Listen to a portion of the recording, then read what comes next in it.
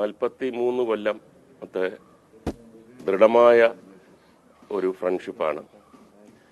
എനിക്ക് തോന്നുന്നത് അദ്ദേഹത്തിൻ്റെ ഒരു പ്രത്യേക തരത്തിലുള്ള ഒരു സ്വഭാവം വെച്ചുകൊണ്ട് എല്ലാം വെട്ടിത്തുറന്ന് പറയുന്ന ഒരു നേച്ചറായിരുന്നു.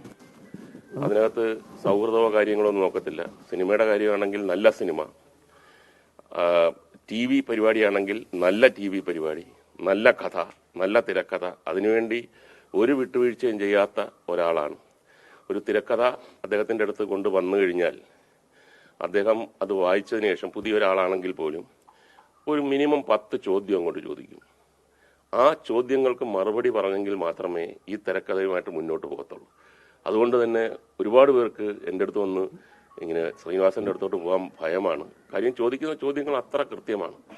എന്നെ ഏറ്റവും കൂടുതൽ വിഷമിപ്പിക്കുന്ന, ഞാൻ ശ്രീനിവാസനുമായിട്ട് ഇത്രയും സിനിമയെ അഭിനയിച്ചു, ഇത്രയും കാലം ഒന്നിച്ച് നടന്നെങ്കിലും അദ്ദേഹത്തെക്കുറിച്ച് അവിടെ ഇവിടെയൊക്കെ പരാമർശിച്ചു, അല്ലെങ്കിൽ ഒരു സിനിമയുടെ കാര്യം വരുമ്പം ആ കഥാപാത്രത്തെക്കുറിച്ച് അല്ലെങ്കിൽ അദ്ദേഹത്തിൻ്റെ ഒരു സൃഷ്ടിയെക്കുറിച്ചൊക്കെ പറയുന്നുള്ളതല്ലാതെ അദ്ദേഹത്തെക്കുറിച്ച് പറയുന്ന ഒരു സാഹചര്യം ഞാൻ ആഗ്രഹിച്ചിരുന്നു.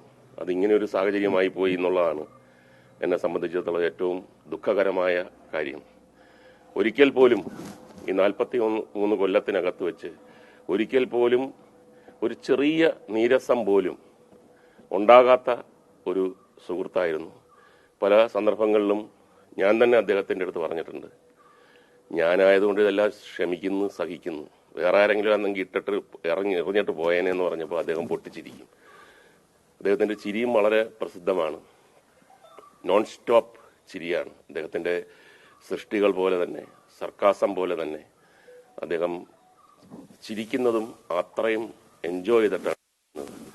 ആ കാലയളവിനുള്ളിൽ വെച്ച് ആദ്യത്തെ എൻ്റെ ഓർമ്മയിൽ ഓടരുതമാവ ആളറിയമാണ്. അതിന് കഥകളെല്ലാം കാര്യങ്ങളെല്ലാം ഞാൻ പലപ്പോഴും പറഞ്ഞിട്ടുണ്ട്. തുടക്കത്തിൽ പ്രിയദർശൻ എന്നോടൊരു ചെറിയ അഭിപ്രായ വ്യത്യാസമോ അല്ലെങ്കിൽ ഞാൻ ശരിയല്ല എന്നൊരു തോന്നലുണ്ടാകുമ്പോഴൊക്കെ അത്ര വലിയ ഒരു ബന്ധമില്ലാതിരുന്ന കാലത്ത് തന്നെ ശ്രീനിവാസൻ എനിക്ക് വേണ്ടി ഫൈറ്റ് ചെയ്ത് പിൽക്കാലത്ത് പ്രിയദർശനെ തിരുത്തി അവിടുന്ന് തുടങ്ങുന്ന സൗഹൃദം ഓർക്കാനാണെങ്കിൽ ഒരുപാട് കാര്യങ്ങളുണ്ട്.